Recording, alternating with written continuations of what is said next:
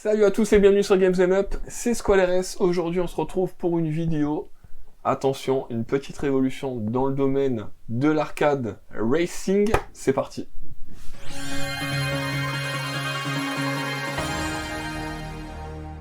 Alors, comme vous avez pu le voir juste en dessous, aujourd'hui on va parler un petit peu matos, un petit peu hardware. Parce que il y a beaucoup de personnes qui sont pas au courant que ce matos existe et c'est quand même un matos de fou. Donc ça concerne qui? En fait ça concerne les gens, parce que j'ai eu beaucoup de MP depuis la vidéo que j'avais sortie avec Seb Arcade sur les multi-race cab.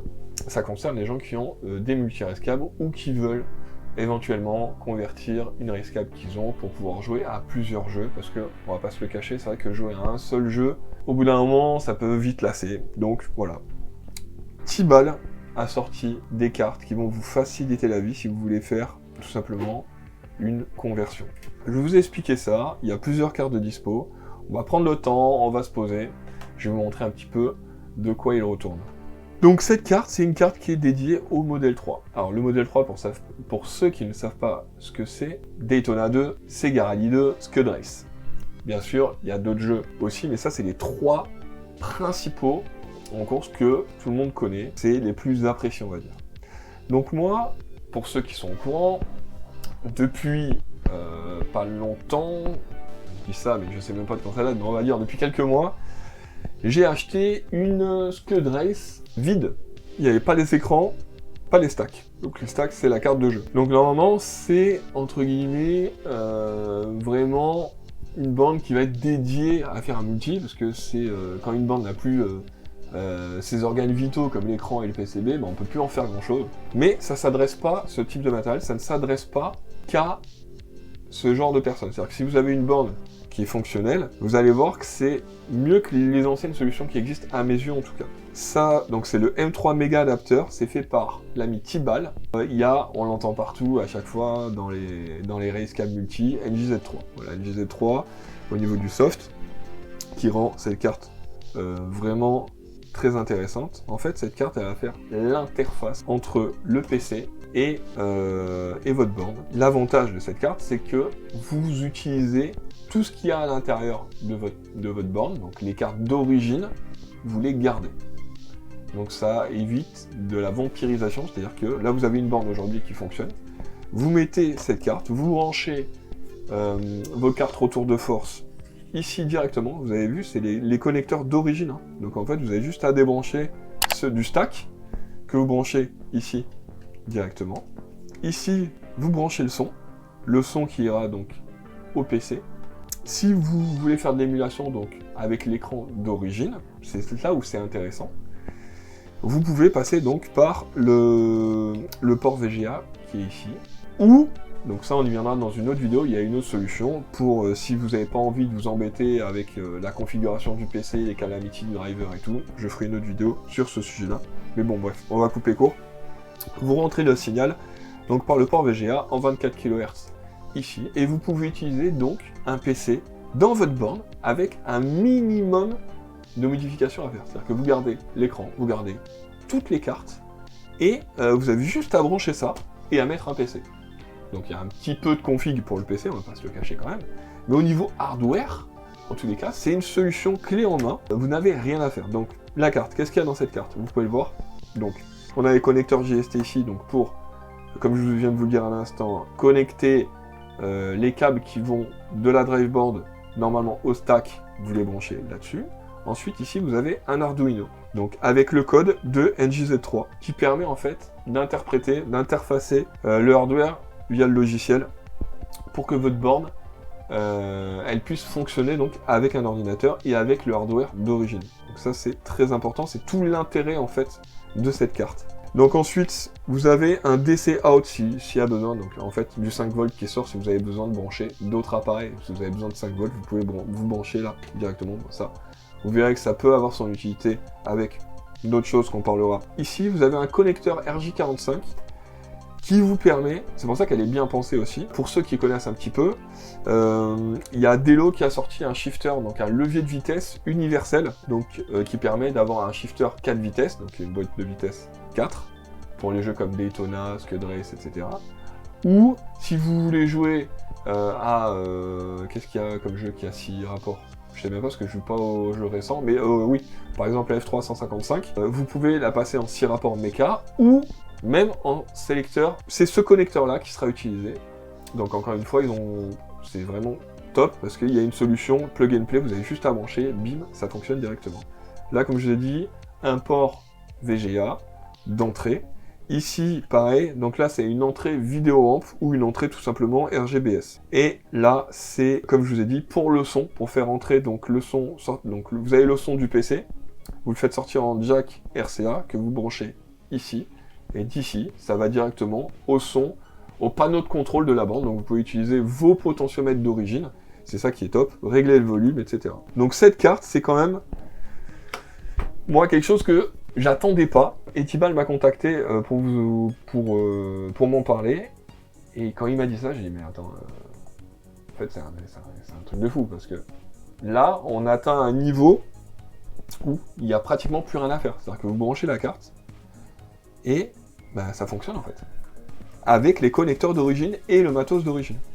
Donc, moi, le gros avantage qu'il y a avec ce matos-là, c'est que vous pouvez, si vous en avez envie, vous faire un multicab avec votre matos d'origine. Et il n'y a pas besoin d'enlever les écrans, il n'y a pas besoin d'enlever les cartes. Voilà, vous gardez votre borne, vous voulez vous mettre un petit PC en plus à côté, vous le mettez, vous jouez, et si vous voulez repasser sur le matos d'origine, pas de problème. Vous remettez votre stack d'origine, et tout fonctionne comme avant, sans modification ni rien. Et ça, c'est quand même vraiment top. Et pour ceux qui, comme moi, récupèrent par exemple une Scud Race sans écran, bon, en fait c'est la même chose, j'ai toutes les cartes par contre dedans, elle est pas vide, il y a tout le câblage, le volant et tout, et ben j'ai juste à mettre cette carte, et donc le PC, et un écran LCD pour mon cas, ou peut-être que ma future cab, vous verrez donc en vidéo, j'espère, dans le futur, que ça sera un vlog que je vous ferai, peut-être il y aura un côté CRT et un côté LCD, on ne sait pas, on verra, l'humeur du moment.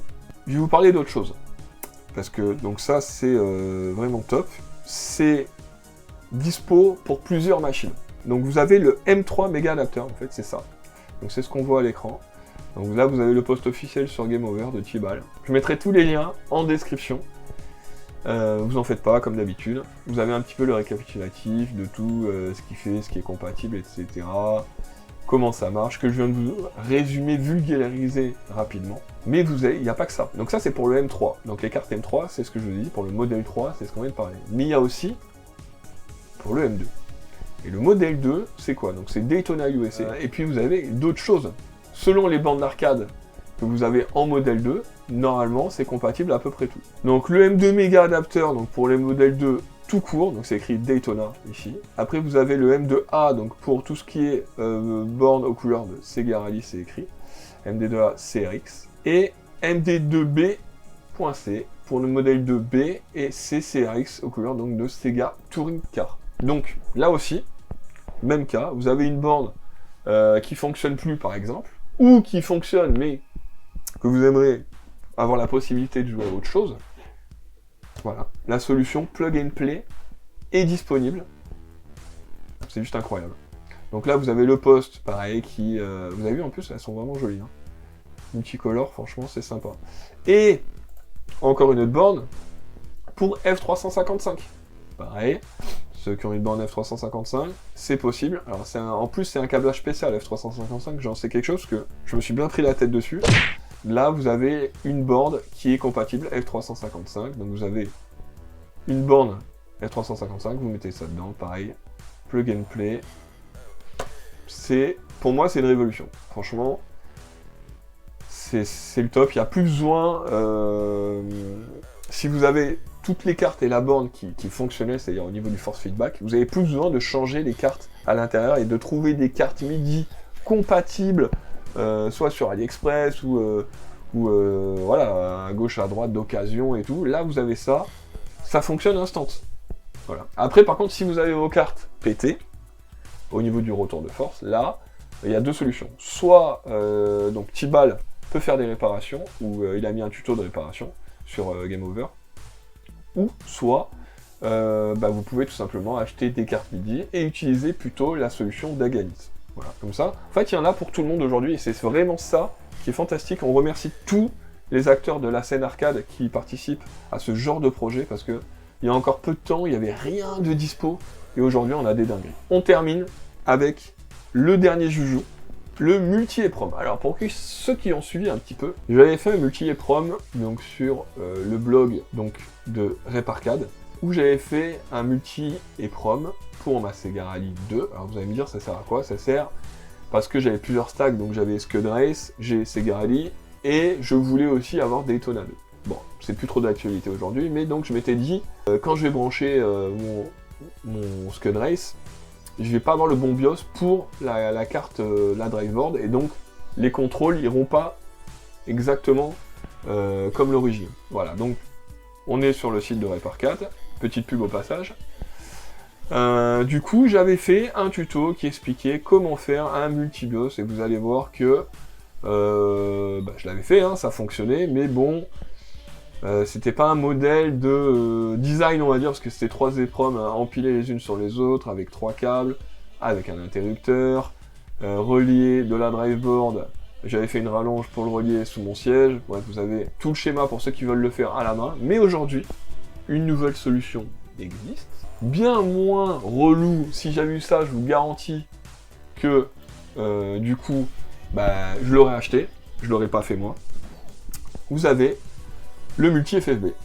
Tout simplement. Voilà. Donc c'est exactement ce que j'ai fait en plus simple. Parce que là, donc vous avez une EPROM qui contient 3 BIOS, 4 là actuellement, pour le modèle 3. Donc là, il y a Scud D2, F355 et Sega Rally 2. Et là, vous pouvez choisir avec donc, les deep switch qui sont ici, quel BIOS vous voulez. C'est plus simple, tu meurs.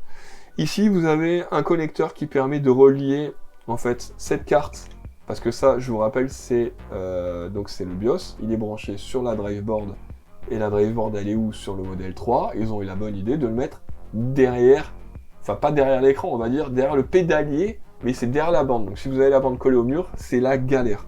Donc pour ça, le PCB là que je vous ai montré tout à l'heure, ça va au niveau du stack. Là, ici, vous pouvez mettre une rallonge. Donc vous voyez venir, ça, vous le mettez sur la driveboard. Donc au dos, c'est inaccessible. Et une fois que c'est branché, vous mettez la rallonge directement ici. Et là, vous pouvez mettre, si vous avez envie, un stack d'origine, donc sur du modèle 3 toujours, un stack d'origine, Scud Race, Daytona 2 et Sega Rally 2. Vous pourrez jouer juste en changeant les deep switch ici. Directement, ça fonctionnera. Voilà. Sans vous emmerder, ça fonctionnera sans souci. Donc ça fonctionne sur le modèle 3, mais ça fonctionne aussi sur le modèle 2. Et c'est ça qui est beau. Donc là, vous avez la version modèle 3, donc comme je viens de vous le dire. Et vous avez aussi une version, alors je sais pas s'il a mis, non, il n'en a pas parlé. Toujours est-il que c'est tout à fait possible de faire la même chose pour, admettons, Sega Rally 1, Daytona 1. Vous avez votre multi-BIOS et vous pouvez jouer, donc mettre les stacks d'origine. Mais pourquoi un multi-BIOS? Parce que par exemple, si vous avez envie d'avoir le vrai retour de force en émulation de Sega Rally 2 et que vous avez une borne Daytona 2, par exemple. Vous mettez ce BIOS là, vous le réglez sur Sega Rally 2, et vous le passez en RAW mode, d'accord? En M2 pack mode, voilà. Et vous aurez exactement les inputs de la driveboard strictement retranscrits, sans aucune traduction, modification du code directement. Donc vous aurez le vrai force feedback 100% original. Voilà. Et ça, encore une fois, c'est quelque chose d'extrêmement appréciable. Parce que dans les solutions qui existent, que j'ai testé, que j'ai sur ma borne, c'est-à-dire qu'on a une émulation du force feedback, ça fonctionne très bien, on a le retour de force et tout, mais ce n'est pas le retour de force original. Même si on a tous les paramétrages, et il y en a beaucoup trop des paramétrages, pour essayer de retomber sur le paramétrage d'origine, c'est compliqué. Alors vous allez me dire pourquoi être aussi pointilleux, parce que si vous avez la borne et que vous avez défoncé le jeu, genre Daytona ou Sega Rally, moi je les connais par cœur, quand je les essaie en émulation, l'émulation est propre visuellement, mais le retour de force, il marche, ça match. Pour quelqu'un qui n'a jamais joué au jeu, il n'y a pas de problème, mais pour quelqu'un qui connaît, qui a le sang du jeu dans les veines, il va sentir la différence. Et là, ce qui est top, c'est que là, vous pouvez avoir bit par bit exactement la même chose que l'original. C'est vraiment, vraiment du très bon matériel. Donc j'ai hâte d'installer ça. Et j'ai hâte de vous montrer comment ça fonctionne. Pour ça, il me faut du temps. Donc, les gars, il va falloir être un peu patient. Là, je vous tease. Prochaine vidéo, ça sera le montage, l'assemblage, parce qu'il y a plusieurs possibilités. Donc, je vais vous expliquer. Soit vous commandez la carte, si ça vous intéresse, bien évidemment. Si vous êtes dans le cas que j'ai dit bien avant, bien évidemment.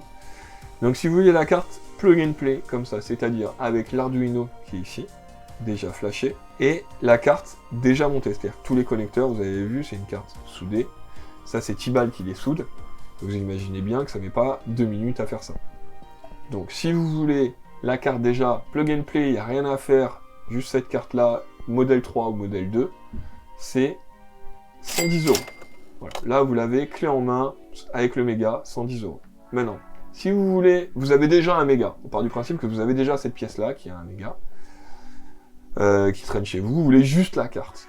Bah, vous pouvez avoir juste la carte déjà pré-soudée, pré-assemblée, à 95 €. Voilà. Par contre, si vous voulez tout faire vous, avec le tuto que je vais poster d'ici quelques semaines, je vais vous montrer que c'est pas très compliqué, vous pouvez très bien le faire vous, et ça baisse considérablement la note. Si vous voulez le M3 méga adapteur pas assemblé, ça revient à 50 €. Par contre, il vous faudra évidemment le méga avec. Le méga, c'est 15 € un méga, globalement. On va dire ça. Vous pouvez l'acheter à Tibalt aussi. Il le met à disposition si vous voulez. Voilà. Donc ça, si vous voulez pas vous prendre la tête, 110 €. Voilà. Vous achetez. Vous avez pour un side ou un single. Voilà. Si vous avez une twin, bah, forcément, il en faudra 2. Et si vous voulez payer le moins cher possible, vous prenez la version pas assemblée, vous achetez votre méga, ça vous fait 65 € x 2, ça fait 120 €. C'est presque le prix d'un seul assemblé avec le méga. Donc ça, c'est vous qui voyez. Si vous avez envie de souder, vous embêter, ou pas vous embêter, peu importe.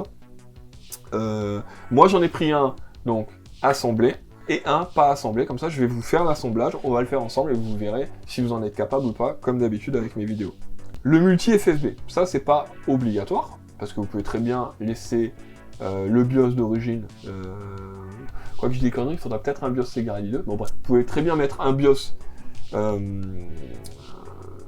dans votre borne et pas vouloir le changer. Mais si vous voulez le changer, ce qu'il faut savoir, c'est que moi, quand je l'avais fait, on m'avait demandé plein de fois d'en faire.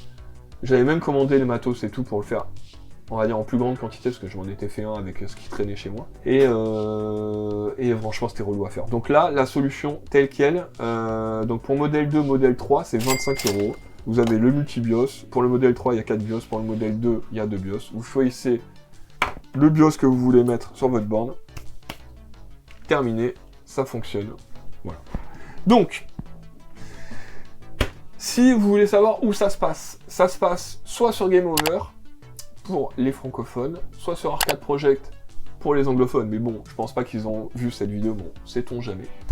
Et je vais vous mettre, pour ceux qui n'ont pas envie d'aller sur les forums, qui n'ont pas envie de s'embêter, etc., voyez en commentaire donc l'adresse mail si vous voulez acheter un des deux produits, ou même poser une question. Hein, vous pouvez poser des questions dans les commentaires. Si je peux y répondre, après c'est pas moi qui fabrique le matériel, mais si vous voulez poser une question, à la limite, allez sur Game Over et vous pouvez voir avec Tibal directement. Voilà, j'espère que cette vidéo vous a plu. Si vous avez des questions, comme je viens de vous le dire, commentaires. N'oubliez pas de lâcher un abonnement et surtout de liker la vidéo, ça nous aide énormément. Les gars, je vous dis à la prochaine vidéo pour le montage complet du M3 méga adapteur. Donc on va souder, on va monter, et voilà. Et la vidéo numéro 3 sera sûrement le test, l'assemblage dans une borne.